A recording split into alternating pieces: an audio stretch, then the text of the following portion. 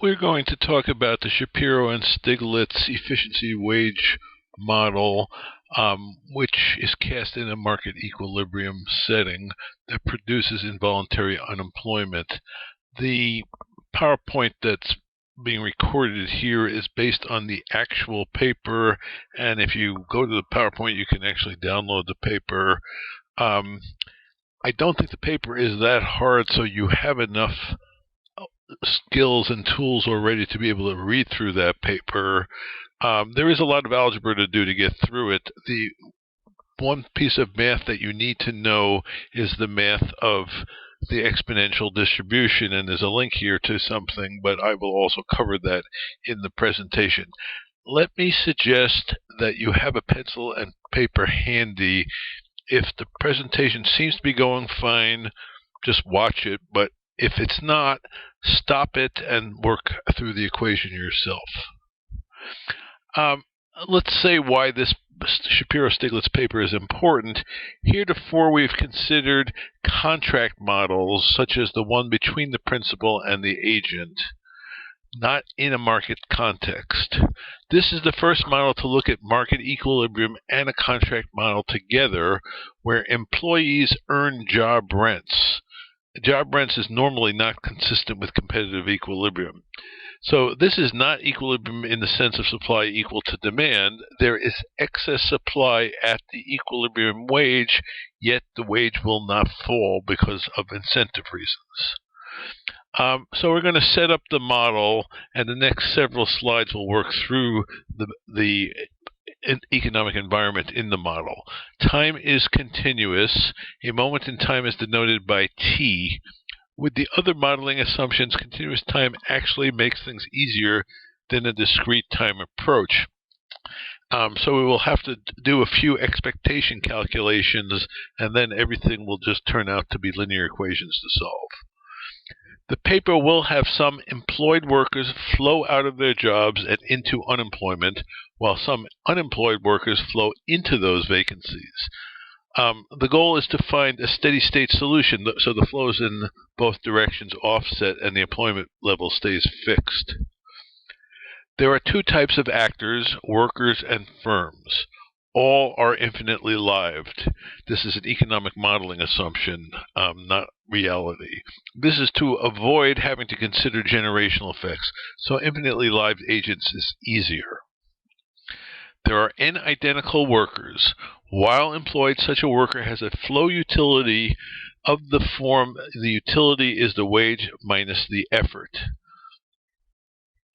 Effort is either 0 and we'll call 0 shirking, or E bar, and E bar we'll call productive.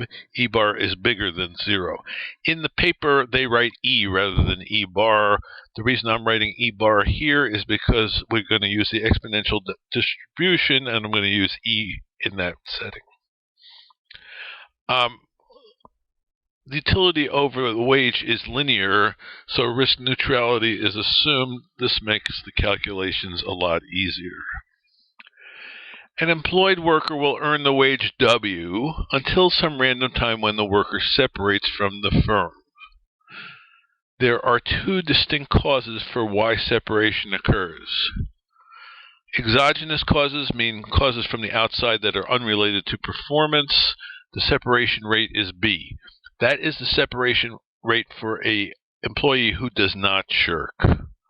When the worker shirks, the detection rate is Q, and once the worker is detected shirking, they're fired. A shirker faces a separation of B plus Q, more than just the B that a non-shirker faces. Workers discount the future at rate R. Unemployed workers earned a fixed payment W bar. This can be thought of as unemployment insurance. There's really no reason to pay unemployment insurance when the workers are risk neutral in the way we're modeling it. So the fact that W bar is there isn't to make the unemployed workers better off. It's literally there just as a part, an exogenous part of the model, so you can think of W bar as specified from the outside. We'll see that it actually affects the equilibrium. That's one of the comparative static results we'll do. So let's review a little bit of the math. The derivative of e to the x with respect to x is e to the x. The derivative of e to the minus lambda t with respect to t is e to the minus lambda t times the derivative of minus lambda t with respect to t, which is minus lambda. So that uses the chain rule, and we get that derivative like this. The integral is the inverse of the derivative. So if you're going to integrate e to the minus lambda t, you get the minus again, but now over lambda rather than the lambda multiplying it. K is the constant of integration. Now we'll look at a definite integral, integrating from 0 to cap t e to the minus lambda t dt. That's this evaluated at cap t, which is the minus e to the minus lambda t over lambda, minus this, again, evaluated at 0. E to the 0 is 1.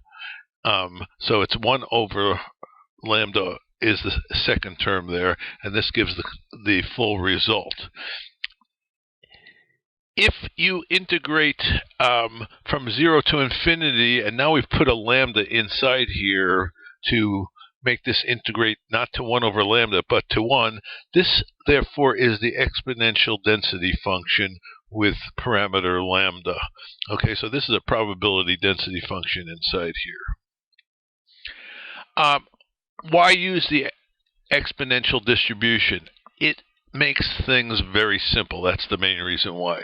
So the exponential distribution can be thought of as the time for a Poisson random variable to arrive. We don't know when it's going to arrive. The exponential gives the distribution over when it will arrive. The distribution has the property that it has no memory. And I'm going to write what that means in a probabilistic way. If you are looking at the beginning of time, the probability before the arrival happens before time t is some probability number. Suppose you've reached time s and arrival hasn't happened, and now you look at the probability that arrival happens before t plus s. Well, these things are the same. So in other words, having gotten to s, it's like you're just back at the start again. What happened in the past has no effect on how you think about the future. That's the key property of the exponential. It is not a realistic model for detecting shirking, where you think if people have shirked in the past, it's more likely to detect them in the future. So we know this is not realistic, but it makes the model easier. Okay, we're going to start by now thinking of assets, that the employee is an asset depending upon what state they're in. We're going to value those assets via something called a value function. And I went too far, so let me see if I can just read this through. The value function of a shirker is what we'll start with first. We're going to take the value of an unemployed worker as given and treat it as a parameter here. Later in the presentation, we will derive it. Suppose this shirker works from 0 to t and then separates at time t. At time t, then, the payoff is the value for an unemployed discounted by e to the minus rt. Between 0 and t, they earn the wage w. So that is the total payoff between 0 and t, and that integrates out as follows. So this is the part from working, and this is the part from eventually severing at time t. So as it says, v of t is the value of a shirker who separates at time t. Now we want to look at the value of a shirker starting at time 0, which is the expectation of v of t over the entire possible time periods where separation can occur. So we integrate from 0 to infinity. This is v of t inside the curly brackets. And this is the density function for a shirker. Their probability rate of separating is b plus q. So this entire thing is the value of a shirker. And now we want to take this expression and see if we can do some simplification of the math so we can actually, if you will, integrate it out. The first term we're doing here is we're taking out the W over R part. Since this is a probability density, that integrates to 1, so we've just got the W over R part, and what we have left over is the VU e to the minus RT minus W over R e to the minus RT. So those are both of those terms times the probability density. So we've now integrated out. The thing to note here is this e to the minus RT times this e to the minus B plus QT, you just add the exponents. So the exponent becomes e to the minus B plus Q plus RT times B plus Q. So now we can actually integrate the whole thing, and when we do that, there's the WR part again.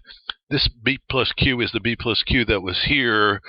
The B plus Q plus R in the denominator over here is coming because, as I said, the exponent over here was B plus Q plus R, and we've got VU minus W over R. Well, here's the same thing, but there's a minus sign here. So this is one way to think about the value function of a Shirker, and now we have, if you will, this thing in a simple linear form. Okay, I'm going to simplify this now even more, okay? What we are going to do is multiply the first term times B plus Q plus R over B plus Q plus R. So when we do that, we have B plus Q plus RW minus B plus Q W over R. So that's, we've just got RW over R, so that just becomes W over B plus Q plus R. And then we have the minus is a plus, B plus Q VU over B plus Q plus R. So this is about as simple as you can get, relating the value function of a Shirker to the transition probabilities and the discount rate. Now let's put this in a flow form. This, I would call this in an asset form. We're now going to put this in a flow form by multiplying both sides by B plus Q plus R. And when we do that, we've got, I literally have just multiplied both sides by B plus Q plus R, so the denominator disappears on the right, and the B plus Q plus R is on the left. And now I'm going to subtract B plus Q VS from both sides, and when I do that, I've got, that says subtracted from both sides, I've got left over RVE. This is the flow return to a Shirker. That equals the W, the instantaneous wage that's being paid, plus another term. This is the likelihood of separation, and this term measures the capital loss if separation occurs. So there's two components to the instantaneous return to being a Shirker. One is the flow wage payment, and the other is the expected capital loss. Okay, we're going to do the same sort of thing for a non-Shirker, but now we're not going to do any integration. We're just going to use the formulas we already had. So this was the one for Shirker. So for the non-Shirker, their flow payment is W minus E bar because they are putting in effort, and their separation rate is not B plus Q, it's B. So wherever we saw B plus Q over here, we're putting B in before. That's the formula for a non-Shirker. Pretty easy to do. And likewise, if you look at the flow formulas, this was the flow formula for the Shirker. Here's the flow formula for the non-Shirker. They have a lower flow rate because they are taking effort, but they also suffer the capital loss with a lower rate. So that's a benefit for them. And in fact, that's the reason why they would put in effort, because this is less likely than it is over here. The no shirking condition, which is the incentive constraint, if you will, says VNE has to be bigger than or equal to VSE. So we write these both out, and this is the value for the non-shirker, this is the value for the shirker, so the left-hand side has to be bigger than the right-hand side. We're going to clear the denominators by multiplying both sides of the equation by the product of the denominators. And when I do that, and I isolate the terms, so I've got a b plus q plus r W on the left side, I've got a b plus rw on the right side. I subtract that, I have left over a qw. I have a b plus q plus r times bvu, which I subtract off, and I have a b plus q times b plus r vu, which is on the right hand side. When I net those out, what I net out is QRVU, and then I have the B plus Q plus R times E bar. I brought that over to the other side. So this is the no shirking condition, just like above, but now written so there's no fractions. Now I'm going to divide both sides by Q, and when I get that, I've got the wage has to be bigger than the flow rate of return for an unemployed worker plus some markup over the effort level. Note that Q over Q itself is the effort level. So they're getting the opportunity cost of the unemployed worker plus the effort level plus a markup. That's what this equation is saying.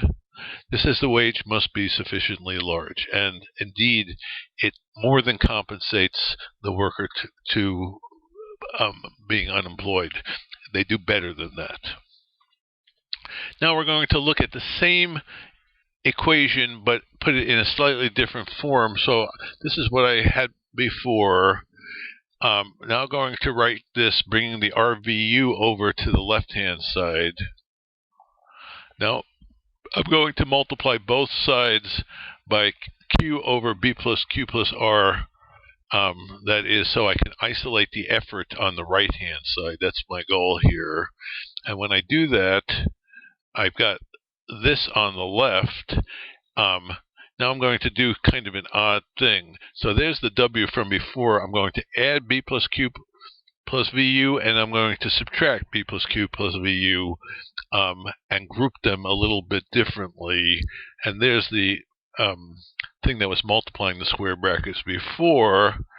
And since I'm dividing here by B plus Q plus R, this first term is VS, the value of a shirker. The second term is VU, the value of an unemployed worker.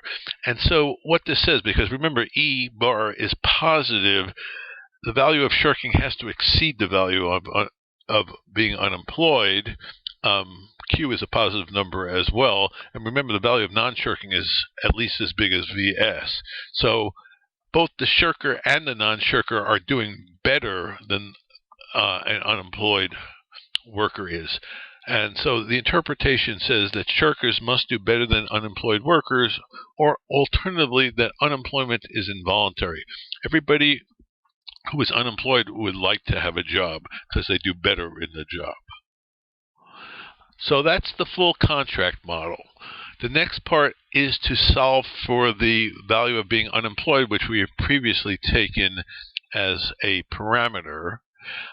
We're going to do a similar approach to the approach for an employed worker. So there will be an asset equation. The job acquisition rate we're going to treat for the moment as a parameter, and we'll figure that out in a bit too. That's A. The asset equation for the unemployed worker is, this is the flow form. Remember, they get W bar per period, which we said might be unemployment insurance, and A is the rate at which they get employed, and they get a capital gain if they're employed of VE minus VU. So that's the asset equation for an unemployed worker. Now we want to solve for VU and VE simultaneously. Equation 6, which defines VU, and equation 2, which defines VE, can be solved simultaneously. So this is 6 rewritten. as A plus RVU equals W bar plus AVE. This is 2 rewritten as B plus RVE equals W minus E bar plus BVU. So we've got both of these asset equations, one defining VU, the other defining VE, but they're defined in terms of the other value. So we now have 2 linear equations, and we're going to solve. I'm going to solve first by expressing VU in both equations. So in this one I divided by A plus R, that's VU, and in this one I divided by B, and that's VU. And now I have a single equation in VE which I can solve. Okay, and this is literally just algebra here. So I'm solving, I see I've made a small e here and a capital E here. These are the same. There's a little bit of a typo here. So let's cross multiply by A plus R plus B to get rid of the denominators. And when I do that, I've got the A plus R, whoops, I went too fast here.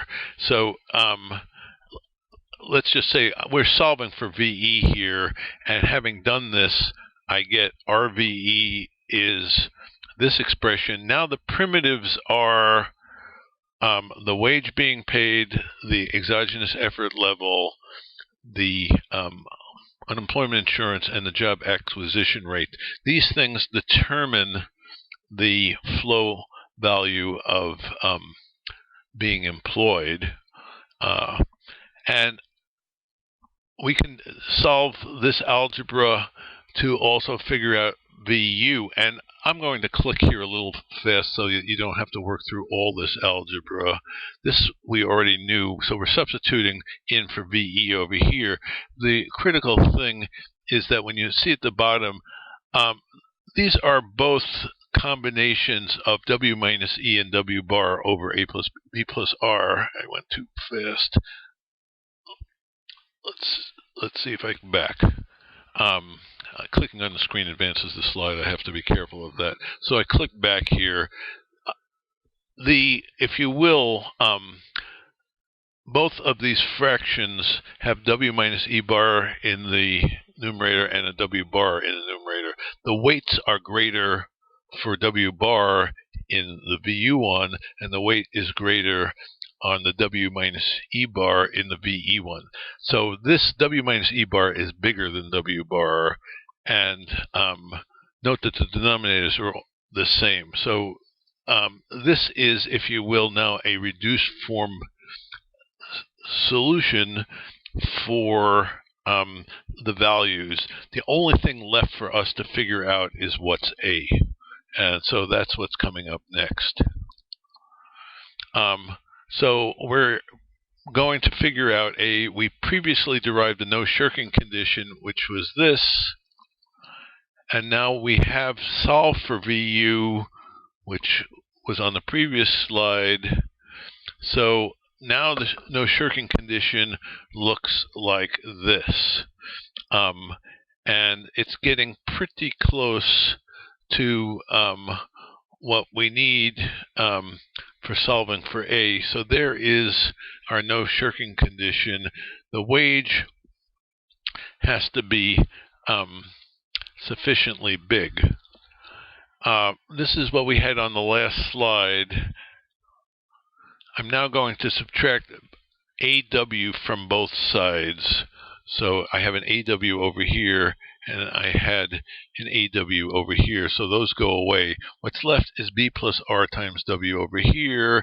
I've got a B plus R W bar over here.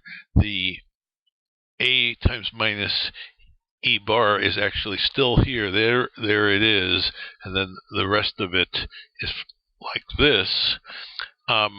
Now you can actually clean this up a little bit because I have a minus AQ here and I have an AQ term over here. So those things cancel out. And what's left, also I'm going to bring out this Q over Q E bar. That's just E bar. I'm going to bring that outside. Then I'm going to divide through by B plus R. I guess I haven't divided through by B plus R yet. I've just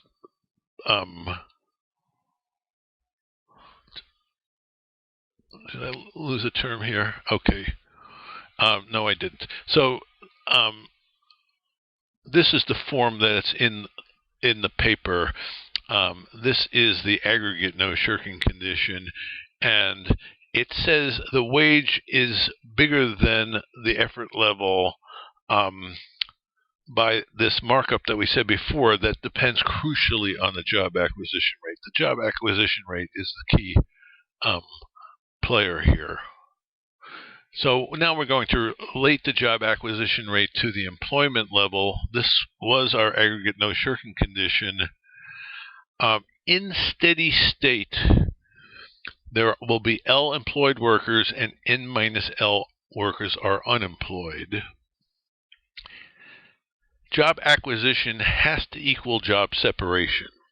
So A times N minus L, that's the number of people finding a job, equals BL. That's the number of people losing a job. And now you can solve for A. It's equal to B, which is a parameter of the model. L is the employment level. That can vary right now. As L gets big, this number gets really big. And when L gets close to full employment, that is to N, this number explodes. So now we substitute back into the aggregate no shirking condition, and substituting in our steady state condition for job acquisition, we get here's what I'm doing here is separating out the part that has the A in it. This is the part that has the A. This is the part that existed before. So there is already a markup over the W bar plus E bar. That's this part that's a markup. But then as employment varies, this part grows. And this part can grow without bound. So L cannot exceed N, and as L gets close to N, this gets gigantic. So the wage has to get bigger as employment grows. That's the part that may not have been intuitive before we started. This is the critical equation, and the equality form of the above serves as an alternative to a labor supply equation. It increases in L, and as L approaches N, it grows without bound.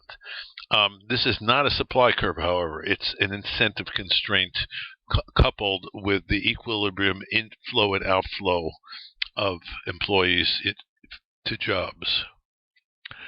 Okay, so that's the interesting part of the model. Let's close the model with some traditional ways of modeling. So labor demand curve is just an ordinary labor demand curve that you've probably seen in other courses. Market equilibrium occurs where labor demand intersects the aggregate no shirking constraint. The equilibrium is characterized by job rents for employed workers. They do better than being unemployed, and involuntary unemployment, meaning the unemployed workers want jobs.